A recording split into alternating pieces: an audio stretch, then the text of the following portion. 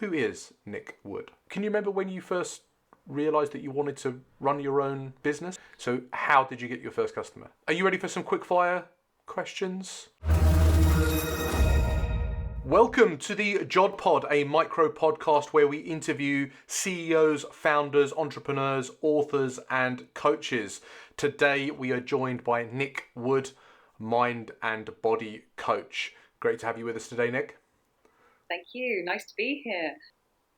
Awesome. So for those of us who don't know who you are and what you do, who is Nick Wood? Hey, so I'm from Dorset in South England, and I'm a mind and body coach. So this basically means that I help people out physically, mentally, emotionally.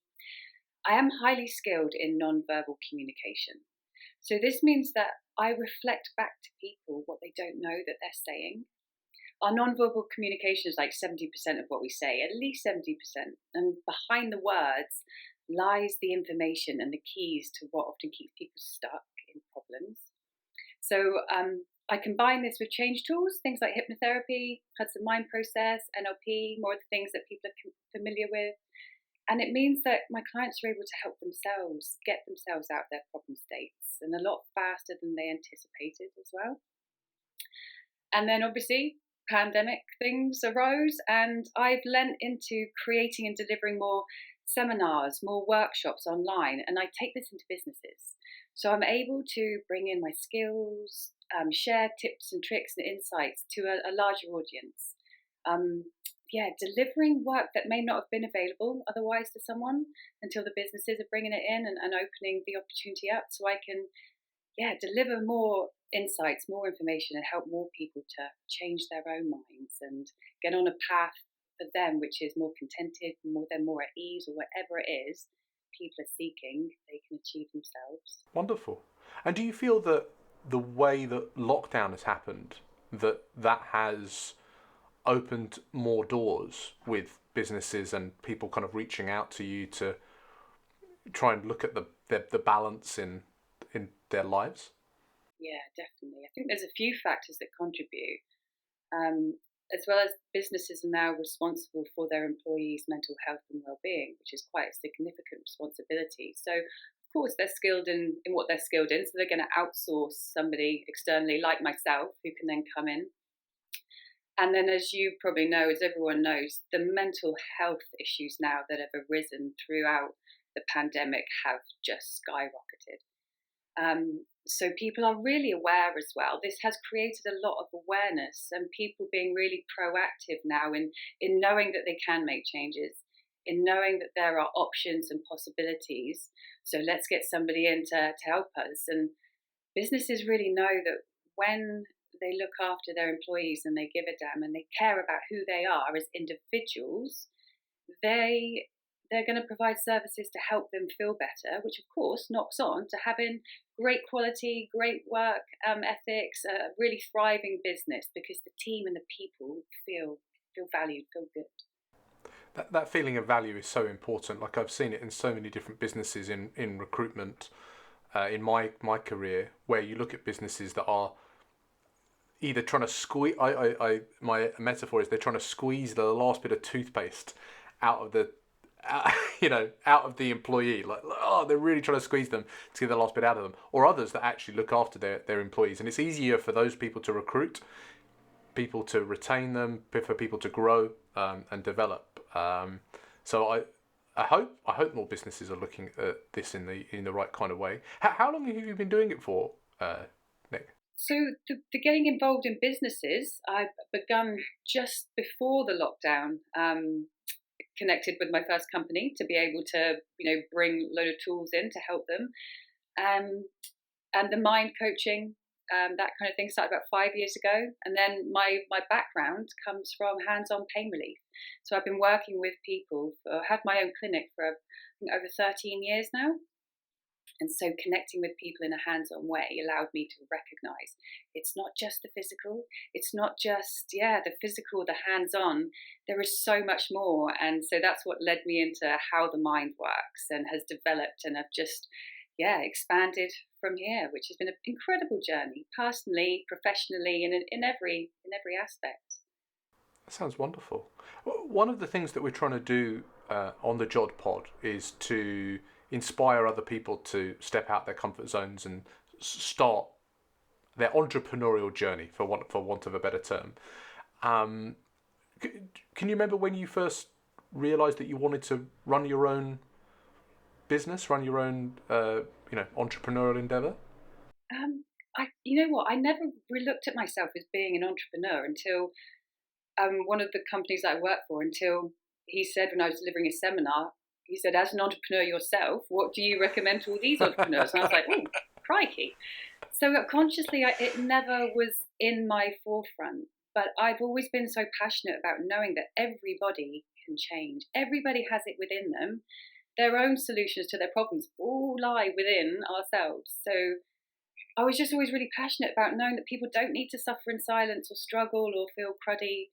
And it's just so happened that I have then stepped out of my comfort zone, challenged myself doing podcasts, doing videos, doing talks, which I used to find terrifying, but I just knew to push through, keep doing, keep doing. And so it's been like, it's not an easy journey, this. There's times when you really have to step out and push yourself. But my God, we all know sometimes the greatest challenges and hardships create the most incredible opportunities and learnings as well. Yeah. Fantastic. What you're describing there is exactly what I talk to my clients about, but I think you're delivering it in a much more engaging way than I possibly could, Nick. It's fantastic to hear. A question I always ask people about stepping out their comfort zones on their entrepreneurial journey is, and this is often a blockage that I see a lot of people go through, but a lot of people have ideas, but a lot of people then don't follow through on those.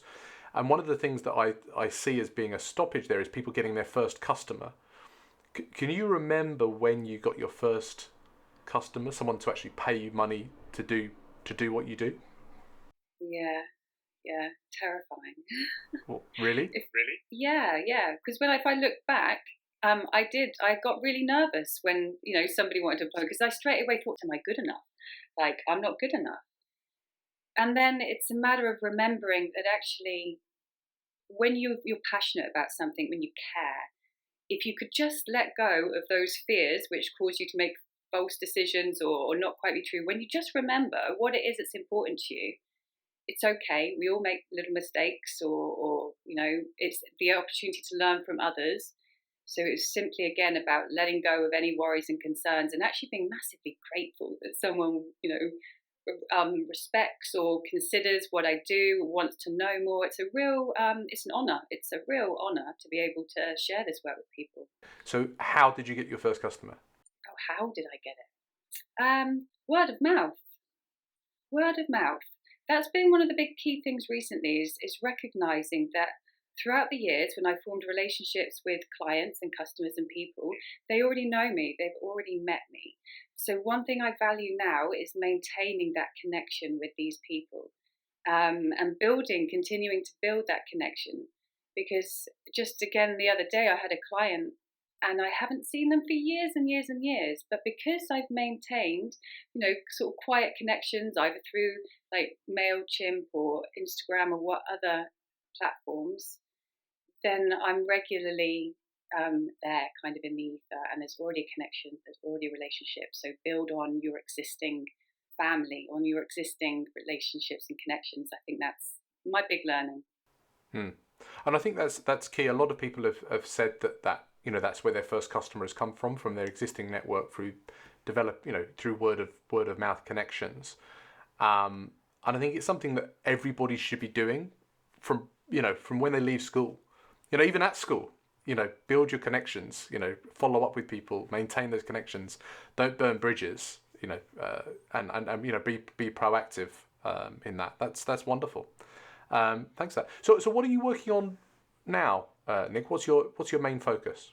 My main focus is, so I've got a couple of seminars to deliver very shortly, another project, workshop, coaching people to get the best out of others. So at the moment, it is quite a big focus within industry of businesses, and helping people to feel more at ease, helping people to navigate an unknown future. That seems to be coming up quite a lot at the moment. I can imagine. Who do you think would be your ideal customer for that service? Okay. So somebody involved in a company, in a business, who has got the capacity to bring in external help to support people, to support their employees, and whether it's supporting them in terms of mental health and well-being, or opening up their and extending on their already existing skill sets, like in language. Businesses use me to help coach with NLP, which is a fantastic tool for clear communicating, being able to influence, being able to, honestly hold the space for people and communicate well. So someone who, has got access to resources, who want to bring external help in for their employees' well-being or expanding on their existing skill sets. And I think there must be a lot of businesses at the moment that are going through that transition period where people have been working from home and now they're bringing them back into the office. And it's all over the news, isn't it, at the moment, about people going, not demanding is probably the wrong term, but openly suggesting that improving that kind of work-life balance or some kind of flexibility there is going to be really important to help people move there. And I'm guessing businesses are looking at different tactics, seems very mercenary, but different ways in which they can make that transition a bit smoother for people. Yeah, absolutely. So one of the businesses I've just been asked to do another seminar for, they've got about 1,400 employees that have been working at home, forced work at home throughout the lockdown, and now they're starting to go back to work. So there's a huge transition because there's also choice now, whereas before they had no choice. So it's interesting the factors that they are noticing. Right, all of a sudden we've got choices, and this can overwhelm people. They've gone from having to create a certain mindset for working at home to then back in the office. So there's all these elements that are kind of have been unforeseen. And then there's a really valuable aspect that, people have been working at home. People recognize the value of their homes, of a nice work environment, and recognizing the work-life balance and how to coordinate it. Because working from home, you had to find a way to cut off work and be at home. So it would be really interesting to see, I believe, a lot more unfolding of more balance in life. People recognise it's lush to be at home. It's lush to be with family and friends. Of course, not everyone and not all the time, but the balance, I believe, is really going to shift from this pandemic and in a better way. Yeah. I think a lot more people are talking about it. I don't think there's any answers as much because every company, every person, everybody's situation is going to be different. But there's a lot going on in this space, and it's going to be really interesting to see where you take it, Nick. It really, really will be. Are you ready for some quick fire questions? Go for it. Yes. Go for it. Yes. Excellent. What's your favourite app or SaaS product? I use Canva a lot. Use it a lot. Do you want me to expand on that? Yeah. Okay. So I do little videos, and I love creating little videos, which is actually what I use InShot for, because it's fun. It's nice to catch people, to write subtitles.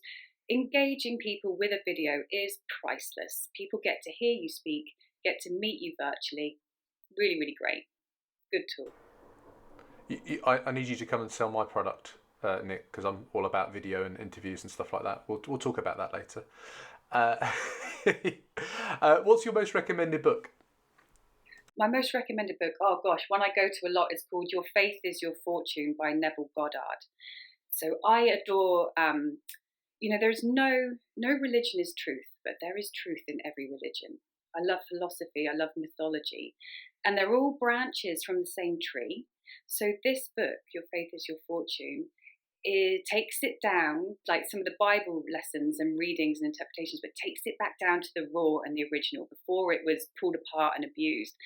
And my God, the lessons are beautiful. They're absolutely beautiful about allowing us to come into ourselves, and we're all amazing. We have got incredible abilities, and it's guidance, gentle guidance about how to be at ease, content, how to get what you want for the right reasons. It's just, I adore it. Yeah. That's wonderful. I've not heard of that before, but hearing you talk about that, I feel relaxed. I've got a busy day ahead of me, but I feel much more relaxed after hearing you talk about that. And I think, again, feeding back into what we were already talking about, with people trying to figure out that balance between work and home and etc. Exploring that and exploring past teachings is certainly worth people's time. Fantastic, great recommendation. Thanks very much for that, Nick. Who's your favourite YouTuber or podcaster? Alan Watts is a gentleman that I have listened to hundreds of his lectures, hundreds of hours of his lectures. An incredible British philosopher that had the capacity to take great vast vats of information and bring it down, scale it down into really eloquent, beautiful metaphors that are easy for people to understand. So again, it's like guidance through life, taking other sort of religions, Eastern philosophies, and bringing this all into bite-sized nuggets that we can all swallow and recognize and relate to. And the way he talks is just so inspiring and beautiful. Yeah, really, really love his audios. Fantastic. And I haven't looked it up yet, but on YouTube, I'm imagining it's other people's channels, or has he got his own channel that we? Yeah, there are other people's channels, lots of other people's channels. I couldn't directly say which one because there's so many that once you watch one video, they all just come along. So I just the algorithm has got you. Excellent, but we'll see if there's a couple of popular ones that we can put links to in the show notes so people can follow up on that. That'd be really nice. Who's your up and comer? Who's someone that we should be keeping an eye on? As a future Bezos or Musk or Huffington. Daniel Priestley is a gentleman, businessman, entrepreneur that I highly respect and value. His ethos is about helping other entrepreneurs to grow their businesses. And their businesses he always invests in the ones that match his values, that share his values and his passions to make a better planet, to fulfill a need for people and a need that's for the greatest of good as well. He is so inspiring. My first book that I read of his was The Entrepreneur Revolution, and it really had a significant impact. If you are growing your business, beginning your business, anyone listening to this, I highly recommend this book because it's beautiful, it's succinct, it gives you a great platform, a great foundation to help grow. And growth is what he is about as well, which is really nice to know how to do it structured. He's fantastic. Daniel Priestley, highly recommend. Look forward to seeing how far he takes what he's doing. He does stand out a little bit from people that are helping other people that start businesses, insofar as he's very value driven and he's very open about the values that he's associated with, and he walks the walk as well. His books are very easy and applicable to read, and there's hidden depths in those as well. So Daniel Priestley definitely someone to keep an eye on, and he's not just delivering courses; he's also building businesses as well on the side. Interesting. Where's the best place for people to find you online, Nick? My website, nickwoodmindcoach.com. So from there, you've got all sorts of information, one-on-one coaching, the group and business talks. And there you can also crack on and follow my links to like Instagram, LinkedIn account, and my YouTube account, where you've got a whole host of hypnotherapy audios people can listen to for free, and mind coaching videos, just gifts for people to be able to get involved in, digest and assimilate in their own way if there's anything that can be useful to help. Wonderful. We'll definitely put a link to that, but in the show notes, Nick. There we have it. Nick Wood is a mind and body coach who works with businesses to ensure their teams are well, happy, and in a good place so they can focus on the task in hand. Nick managed to get her first customer through word of mouth relationships, which shows that we should all be building our connections, building our networks all the time, not just if you're starting a business. The app that she uses almost every day is Canva. We should all be reading Your Faith is Your Fortune by Neville Goddard, a book which explores stories from past religions and simplifies them for us all to maybe find some hidden depths in. Nick loves watching Alan Watts lectures on the YouTube. We'll put some links below to the British philosopher there, and we should be keeping an eye on Daniel Priestley. I'm sure he won't be that won't be the first time that he's last time. Sorry, his name is recommended as someone to keep an eye on in the future. And his book, The Entrepreneurial Revolution. I've got it somewhere in the bookshelves. I'm sure I do. And you can follow up with Nick by heading to her website, nickwoodmindcoach.com. That's NICWOODMINDCOACH.com. Nick, thank you today for joining us on the JOD Pod. Thank you. It's been fun to explore this. Thank you so much. No worries. And thank you for joining us for today's interview with Nick. To ensure that you don't miss out on any of these future interviews on the channel, please make sure that you play the YouTube game. That means hitting subscribe, doing the thumbs up sign, hitting the bell, and why not make Nick's day and drop a question in the comments below. I'm sure Nick will come back here when the episode goes live to answer any questions that you've got about your mind, your body, being happy at work, and how to build maybe a well-being practice at work to help your employees. It'll make your day so much better by giving back. It'll make Nick's day really good as well. Hopefully you've been inspired by our conversation today and you want to step out of your comfort zone. Go and build something and inspire the next generation. Thanks for joining us today on the JOD Pod. If you enjoyed this interview, why don't you check out some of these other interviews that we've done on the JOD Pod. More inspirational CEOs, coaches, entrepreneurs, founders, and authors. I'm sure there's something here that will inspire you to build something new.